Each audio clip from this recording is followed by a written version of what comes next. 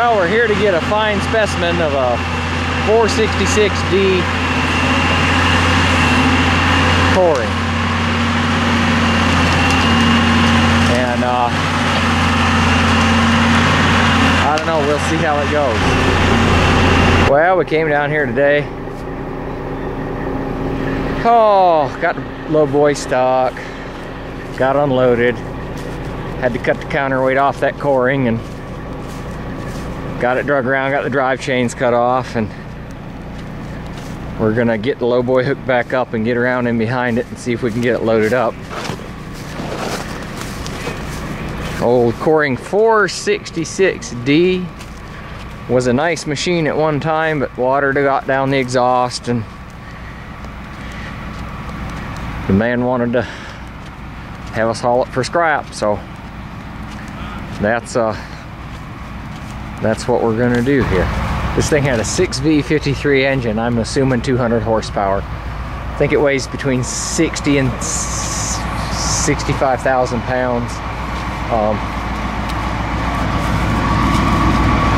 Chain driven, and I'm not sure if it's hydraulically chain driven or if it's hydraulic over the swing gear or what. I don't know. I don't know if it's got independent. It's got air operated controls.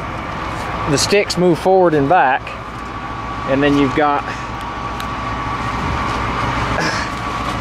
sticks move forward and back, and then you've got controls for the air over the hydraulic. They don't wobble right and left, they just move forward and back. At one time this was a nice machine, 3,200 hours on it, air conditioning. I mean, you know, but I think what ended up happening is people couldn't run them. You know, use your swing brake and all that kind of stuff, and I don't know, just a dinosaur, I guess.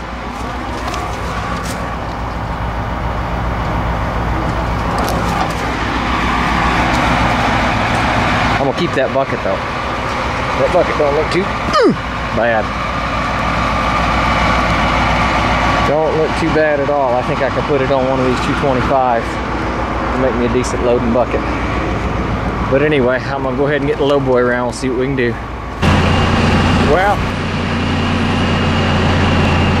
we got it knuckled down and loaded up on there, but I was too busy to make any video while I was doing it.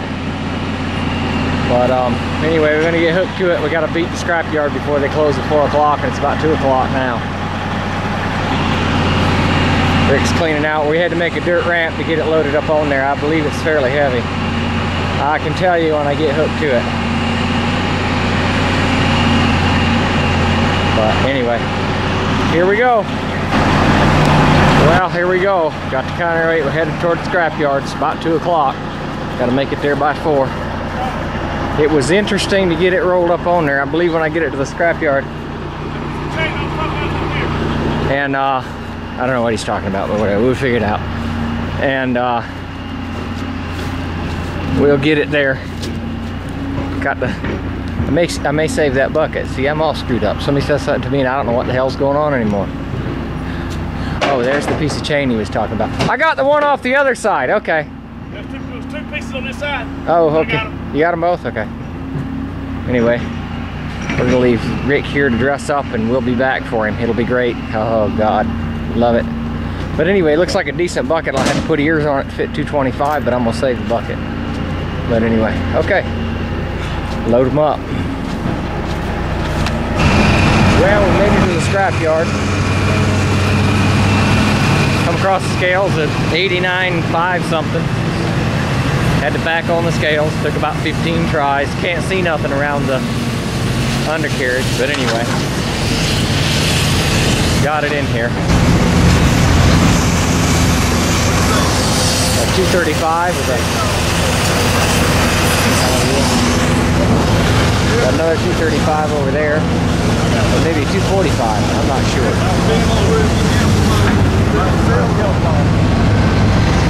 245 over here.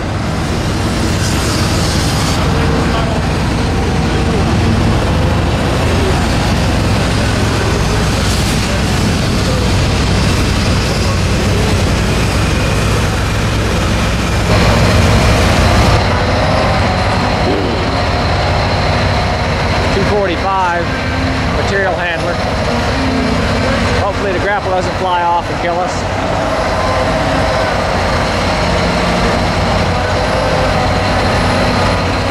I believe his oil is cold or something and his undercarriage is not working right. I don't know. I ain't sure what's going on, but we're fixing to figure